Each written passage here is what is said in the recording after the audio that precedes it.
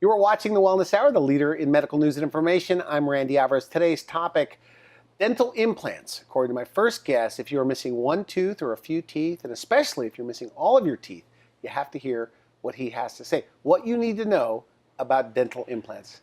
Dr. French, welcome to the program. Hi, Randy. Thank you. Now, for people that don't know you, tell us a little bit about your practice. You're a periodontist. Yeah, is that right? So that's what do you right. do? And I guess most people, other dentists, refer you Periodontist basically is somebody who's specialized in periodontal studies, which is the tissue surrounding teeth, Okay. so bone, gum, and also will have had some graduate level training in implant dentistry. So, the kind of patients that we might see every day would be, patients missing one or two teeth for, replacing implants, or sometimes bone grafting procedures or gum grafting procedures. Like we can cover up recessions. Think of that like the plastic surgery of dentistry, basically. Dental implants. That's what we invite you Yeah. to talk about today. How long have you been in and around dental implants? So back in 93, when I did my grad studies, I went to Chicago at one of the original training centers for Brånemark, which was the original implant system that actually had science behind it. And so I learned from one of the masters back then.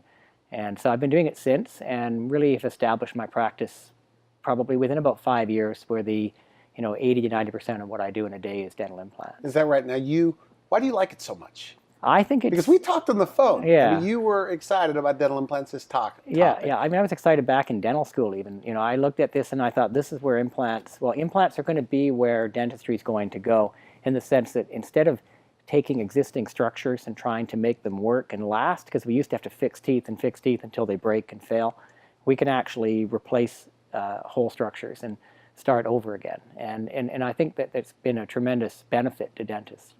And certainly there's the upside to that is, especially most recently, there's been more innovations where things are less invasive and shorter times as well. Okay, good. Now today, I have a lot of questions about, because you say it's a buyer beware market. Yeah, we were talking a bit about that. See, like anything in any field or any science, I guess you have potential for failure. And I think failure means failure. They fall out. Yeah, failure. Or they get infected. Sure, yeah, failure Okay. could be that extreme, or it could just be minor complications where the case might not have been planned properly, and there's consistent screw loosening rates or some kind of minor technical issue. But that rate can be anywhere from say 5% to 50%, depending on the type of prosthesis you're looking at, the type of implant, and those kind of factors. So, I think it's important that when patients are looking at implants, they need to think, what's the risk, what's the success rate. Okay. What's the training? What implant system? There's, I think, been on looked at that. There's something like about maybe 300 or 400 different systems on the market right now. It's lots out there.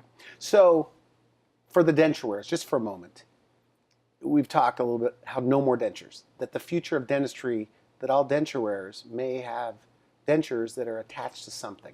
Could you elaborate on that? Yeah, for sure. So, if you want to get rid of dentures completely, you would need a minimum of 4 implants. And what you can build is like a structure on 4. Think of it like 4 rooms of a room, and you've got 4 walls. And that structure goes around the arch, bolted down on top. Now, 4 though is kind of like your minimum number, because let's say that you lose 1 implant, and again, it can happen. So all of a sudden you've only got 3, so now you don't have a fixed structure. So if you're thinking fixed, and that means not coming in and out at night, then you want to be probably more like 6 or 8 implants where you're building structures and you build in some potential for complications down the road. But you can do all on 4, and you can do, bolted down systems. And maybe you don't want that. Maybe you just want a denture that's more stable. It doesn't pop out when you're blowing out birthday candles like we were talking about with my ex family member. You're going to have to tell that story, by the way, before you go, but continue. Yeah, so then you might just say, oh, I only want to do 2 implants on my lower denture and just put a bolt or a snap cap. It's almost like a trailer hitch. Denture goes in, snaps on top, and it holds it in place well enough. No more adhesive or anything like that? Yeah, exactly, and no more and sore they can spot. eat whatever they want? Yeah, or yeah. most things? Well, let's say if it's a denture on 2 implants, then you're going to have still some of the limitations where there's some mobility and food gets underneath. If you really want to go to eating and doing everything like you want, then it's fixed. Okay. And that's just like teeth. It's also allows you to taste food better because you don't have the plastic covering the roof of the mouth or down around the floor of the tongue. So you can enjoy your food again. So hot dogs and and corn on the cob, and all those kinds of Okay. things that you'd be biting through. Apples. That's why you always see green apples on dental ads, right? Because they can actually crunch into something again. So your father was You know, laughing or something, or blowing out my, candles? my father-in-law. We were in Boca Raton in Florida, or whatever, and it was a Christmas holiday when we take the kids down there to visit, and it was I think it was maybe a New Year's Eve or something, and a cake came with some candles, and he went to go blow it out, and the denture flew You were on- there to see flew this? onto the cake. Yeah, he's a pretty good spirit though, so he actually had a good laugh about it. But again, for some people that might be embarrassing. Fix him up a Oh little? yeah, we did. Yeah, we What'd you ended do up for him? we did 4 implants, and we did a bolt down system for him. So like a snap-on denture? No, in this case, it was a bar system that locked onto a bar. So it was a denture, but it was very stable because it's locking onto a bar. Is this the kind of thing where they say I should have done this years ago? Yeah, and in fact, that's what he did say. Yeah, that right? absolutely. But I think he was waiting till I graduated. He didn't want somebody else to do it.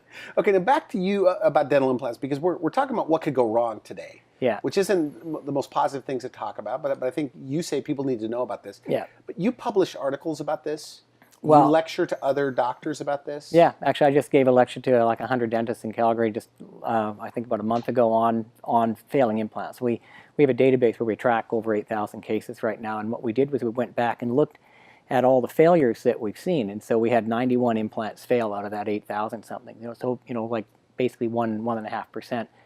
But I include in that same lecture a whole series of cases that we see, because we get referring cases for failing implants, and a lot of times you can look at the case and say, well, this was probably failing because it might not have been planned properly, or something about that implant design, or certain factors about the way the case was managed. Maybe it was done as immediate when it might have been better as a delayed case or something like that. So is it technically demanding? I mean, Absolutely. the more you do, you're Yeah. that much better now than you were 10, 15 years ago. Yeah, when yeah. you did this. I say to myself all the time, it's quite surprising how complex implant dentistry is. I teach it sometimes to the general dentists. Used to run a program where we did a mentorship, and one of the guys said, it's just like a wood screw, right?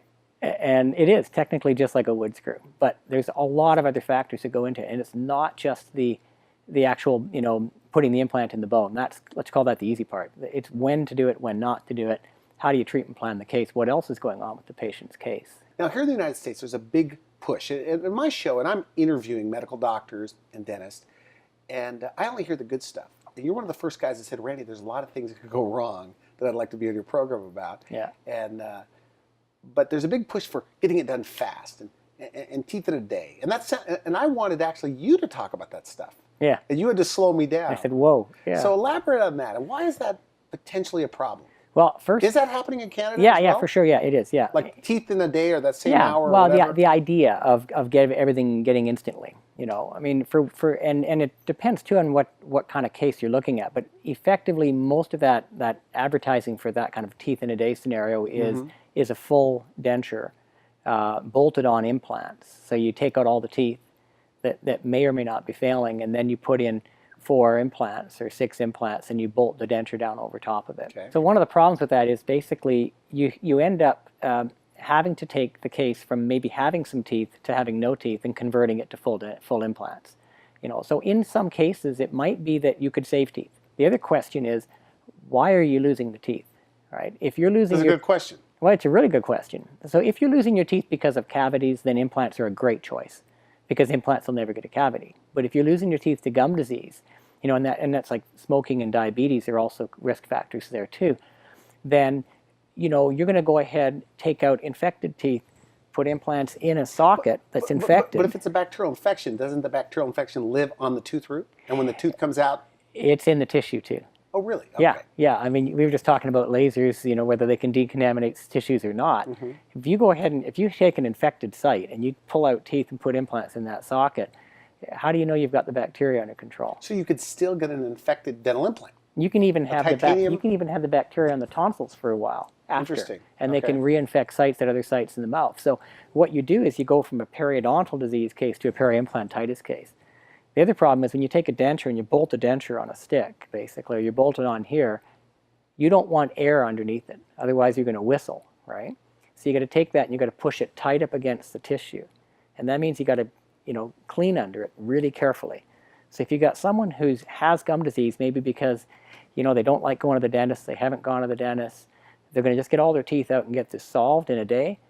And then 4 or 5 years later, they haven't been able to clean under the denture because, again, they're not going back to the dentist for follow-up. Okay. All of a sudden, hey, they got some bone loss around these implants, and there's only 4 implants. What happens if you lose one? But that's got to be rare, where these implants don't last. No. Like how often do you see it in your Well, practice? published numbers. Like where you help people with Oh, you mean how many? failing implants? Yeah, well, okay. That's a good question, because we used to get, say, 5 or 10 years ago, about maybe 1 case a month or even every other month, a referral for a failing implant. But just in the last, say, 6 months, we've been tracking these cases coming back, and we're seeing, like this last while, we've been seeing 2 cases a week, and it's a problem. I don't actually have, the time. So 2 patients a week Yeah. that have implants that... Well, some complication where the either implant's failing or failed. Failed is it's... Meaning you got to take them out? Take it out. And failing, sometimes we look at it and we say, well, we can save it by doing some flap surgery or, bone grafting. But sometimes we look at it and say, well, we could save it, but it's, A, the wrong system. B, it might have been badly angled, or, something might have been wrong with the planning. And we just go ahead and replan the whole case. But for dental implants in Canada, do they need a referral to see you? No, although we work... So they can call you directly? 90% is coming from a dentist, and that works well because usually the patient will come already knowing what to expect. But if they wanted to come on their own, they certainly could. They can contact the office, and the staff is pretty good at trying to, on the phone, help them decide whether or not their case is feasible. We go ahead and book an exam. What should you ask? Somebody's considering dental implants. Yeah. What do they ask the dentist? Well, what they need to do is first ask, what is my case? Is my case easy or is it hard? Right? Okay. And if my case is easy and the general dentist has had a lot of background in placing, you could ask them, how many have you done? Okay. And more important, how many have you done? How many have you actually tracked? Or how long have you seen your cases? How long you've been doing it? So you can say, have you been doing this for 10 years or 15 years or whatever? Yeah, exactly. Okay. Well, and what's your training too? Have you gone on to more than just, say, a weekend course? Because, you can take a weekend course to do this? Yeah. Okay. Yeah, you can, and right now the guidelines are pretty much open. As long as you feel qualified and that you've taken training in the field, then you're allowed to say, I'm ready to place these cases. Now, again, they're not all easy. So the first question to ask is my case, simple, advanced, or complex? And there's a guideline out there. It was established by the ITI, which is an international, it's an independent international and they will research tell you. team. They've actually developed the guidelines, and the dentist should be able to tell you. But in order to keep it kind of clear, if it's not a bone grafting case and it's not in an aesthetic zone, like in other words, you see the gum line, and it's 1 to 2 implants in good bone height, that's simple. Okay. By simple, we actually mean straightforward because the terminology technically is straightforward, but lay terms is simple. But back to problems. You said you're seeing about 2 patients a week. These are coming from other dentists that did the work. Is that correct? Yeah, and some of it's from tourism dentistry as well. So it's, not necessarily. You don't like tourism dentistry. Well, I just think that it sounds good sometimes, by the way. If I was a lay person, I would think, hey, I could go to some sunny, warm country, Cancun or whatever. We live in Canada, right? All right. We live in 8 months of winter. But it's less there. It is, yeah. Well, it can be, not necessarily always. We had one case where, in fact, the prices were the same, and it was a total disaster. But like what? Well, this one young gal went to get 4 implants done, and it was done in extraction immediate placement. But if you look at the tomograph, which is a 3-dimensional X-ray, on the teeth around the areas where they didn't do the implants, so she had like 5 or 6 teeth on the back there somewhere, and on the X-ray you could see the bone plate would have been super thin. So right away that's kind of not a great case for an immediate. And then on top of that, they did a tapered aggressive implant which compresses bone, and again, so another selection error, and all the bone is gone. And so you've got somebody now young, vibrant, and we pretty much can't even solve the case. Like, we could maybe do some bone grafting, maybe get a denture, but no, we're not going to have teeth in that situation. So in the long run, it's a lot more.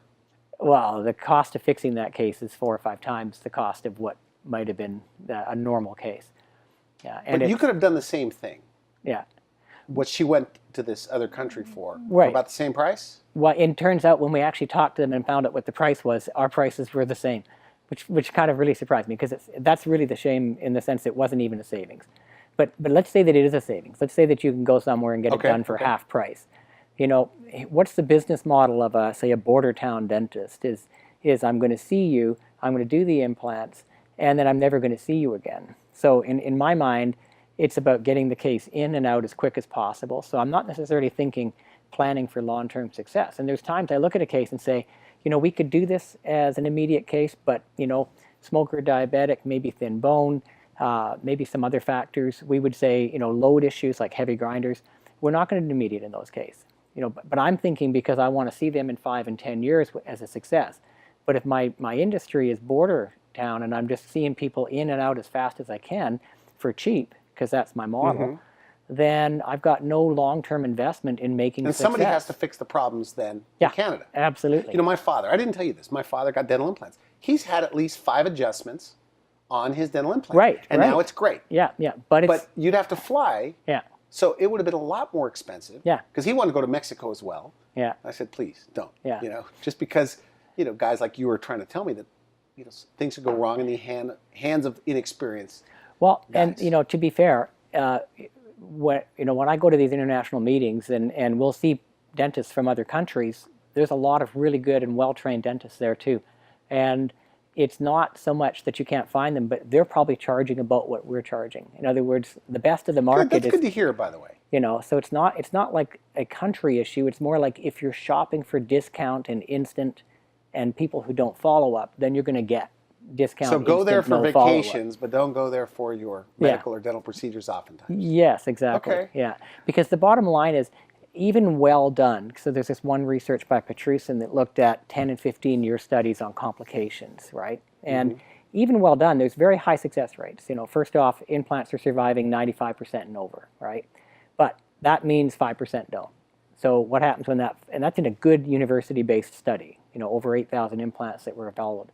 In that situation, if 5% are failing, what do you do, right? But now let's take a look at a full arch fix. Say you went down there to get the whole teeth out and put the bolted denture down. The complication rate, even for maybe minor stuff, like you said, your dad had some things that needed fixing, that kind of fix it up rate is about 50%. So half of the cases are half of the cases need some adjustment. Some kind of fix up, like maybe That's interesting. I didn't know the numbers were that high. broken screws or chipped porcelain. Chipped porcelain alone is 15% or something like that. You know, screw loosening rates 5 to 7%. So you're looking at, you know, not a one-time purchase. This is more like buying a house where you need to maintain it. And doctors usually warranty their work in Canada, right? So if you're going to do the work, you're going to, I mean, for the basics. I don't think we can warranty work in the sense, from the point of view of ethics, we're allowed to stand behind our work. That's what I mean. Yeah, to say. So you can stand behind it. Yeah, we would encourage patients to come back. Like we have a kind of a track system where we try to get patients to come back, you know, on a follow-up. Like adjustments or whatever. And or have the dentist send the x-ray to us so that we can know that the case is still running stable. And I'm sorry to interrupt, but for the sake of time, guided surgery with computer-generated surgery. Yeah. Hasn't that lowered the fail rate, though, of the problems? And do you do guided surgery? Well, we don't do full guided surgery. So let's go back to the first question. It sounds easy, by the way. Yeah, it does. Surgery. Like think of it almost a paint by numbers kind of scenario. But let's say that, yes, guided surgery, and for that matter, any of the new technologies have improved implant success rates overall. You know, so we look at the modern surfaced implants changing and everything else. So we've moved from, say, 90% success rates up to 95% success rates. But when you look at guided surgery, in what they call the full guided mode, so that means you do a 3-dimensional image that looks like a CAT scan, and you make a plastic shell that you follow the drill steps 1, 2, 3, and literally it's mechanically anybody could do it. But the problem is you're basing things on a number of errors, the errors that are inherent within the image system, and then also the errors in placement on the stent. And when they looked at the deviation, the mean deviation of errors, like a study by a guy named Cassetta looked at something about a 2% error average, 1.9 millimeter average error. Now, if you think about that, that's about 20% of the length of the implant, because an implant's usually 10 millimeters. It's like me parking my car in the garage and getting the front wheels through the drywall. Okay. So if I'm off by a factor of 20% on my depth of placement, that could mean I'm near the nerve. Or maybe what it is I say, no, you can't have an implant here because there isn't enough safety zone. When in fact, doing it manually, we can get within a half millimeter. We've been doing 6 millimeter implants in 6.5 millimeters of bone. We're just working on UBC with a study on that right now, using short implants in the posterior, where those cases would have been said no to with a guided surgery. So guided simplifies it, but it has actually more It still depends risks. on the practitioner that's doing Yeah. the surgery. Well, even actually with guided surgery, there's another study that looked at whether experience matters, and even with guided surgery, experience matters. And currently, there's a new trend right now. But switching gears, the positive side of dental implants. Yeah. When done appropriately, on the right candidate, the right diagnosis. Yeah. You say you're changing people's lives. Oh, totally. Yeah. I mean, you know, we have this one guy. He was back. He survived through World War II as a young child, and then the very hard years in some parts of Europe after, and then he became a successful businessman. And you know, when he had some success in business, he decided he's going to get back his teeth. And this guy loves life. I mean, my wife and I were in the parking lot the other day at the grocery store, and he comes running across the parking lot to say, "Hi, I'm his patient, and I'm so glad to meet you. You have a wonderful husband because he's changed my life." Yeah, So why? Because I mean, the he biggest enjoys benefit they can food eat- again. Okay. He can smile with confidence. Like he's actually, it's pretty enlightening to see that change. And you actually see it when people are hiding something. You'll see they're not going to smile the same way. If someone's really, their eyes light up, their smile lights up. It's almost like, when you've changed their hair color or something, and people don't quite know what it is, but something is different and something is better. And so it's really impact on their life. Now, why get a dental implant over? So let's just say you're missing a couple of teeth. Yeah. Why get that over traditional dentistry, like a bridge? Like a bridge, yeah. Well, which work and are effective. Yeah, and in fact, even from a study perspective, they're pretty comparable in some of the shorter timelines. But the problem is what are you doing to the adjacent teeth? So So if you're missing one tooth, how does traditional dentistry take care of it, and what are you doing? What we do is we take this and we carve it down to be about a third of its width. And then we put so you think of it like you're going from something that wide to that wide. On the two teeth on both sides of the missing tooth. And a lot of times that ends up jeopardizing the structure over the long term. So they might work kind of in a 10 and 15-year timeline. So they're supposed to last about 10 or 15 years. That's about right. Yeah, because beyond that, what happens is root canal problems or fractures, or sometimes cavities happen in the margins. And especially as you get older, dry mouth, you start to get cavities under margins more. So again, the implant makes a lot more sense because you don't damage other structure. So if you're missing just one or two teeth, every expert would agree that ideally that a dental implant is the way to go? I think that every expert would put that on as kind of their number one on their list, and then you look at reasons not to do it. Like maybe the other teeth need fixing, and so if they both needed crowns, then a bridge might be a cost-effective, reasonable choice. But in a sense of which is the best option, down the list, single tooth implant, one or two teeth implant, even more so long spans, because when you start getting 4 and 5 teeth, there's no bridge option. Okay. You have a denture to choose from, or you have implant options. Now you're big on ask your general dentist. Ask the dentist. Yeah. They'll tell you. Yeah, they can give you all of this. I mean, it's all taught in dental schools now. Every dentist coming out of dental school is going to have some training in implant dentistry for sure. So they'll be able to answer some of those questions. Now, you live in an area, where's your practice, by the way? In Calgary. In Calgary. Northwest, yeah. So it's a Market Mall. I think we talked, you said it's like in their 50s, they're healthy people in that town, but are they missing teeth? Are there people out there with missing teeth? Yeah, Calgary's a pretty vibrant community. I think I read somewhere in a survey that Calgary's average age was like 35 or something, because we get a lot of young engineers moving into town. But those people that are missing just 1 or 2 teeth, and maybe they have a bridge, is there any prevention aspects with dental implants over? You mean, does dental implants help provide maintenance of structure? For sure, yeah. I mean, the best studies to look at those are atrophy studies. If an implant's present, the bone is maintained. If an implant isn't present, bone atrophies. Bone has to have a reason to be somewhere. So the spot underneath the missing tooth is slowly dissolving away? It's going to break down, for sure. Yeah. Interesting. And what happens in the absence of force, bone basically will remodel. And you could think, well, a denture's putting force. But a denture doesn't put the right kind of force, it puts pressure. So bone responds to tension. Think of it like, girders or fibers. If I'm tensioning them, they're going to be building. If I'm pressuring them, they'll disappear.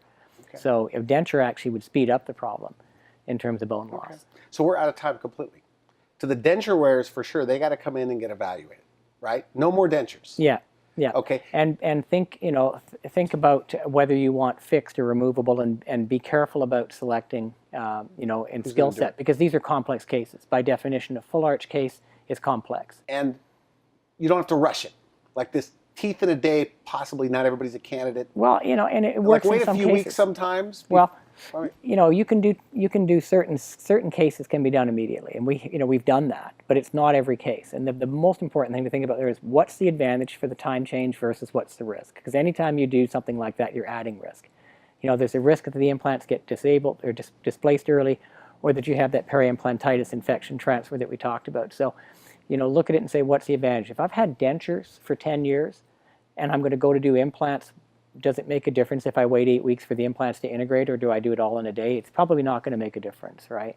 Okay. But if I'm missing one front tooth and it needs to be taken out, could I do an implant the same day and build a crown on it the same day, at least a temporary? Yes, we can do that. And that's actually kind of our normal protocol for those cases. Oh, good. So immediate teeth in a day, it all kind of depends on case by case. Okay. And I want to thank you for coming on the show. We're out of time. Final message, though, to somebody that's missing any type of teeth, that they have more questions.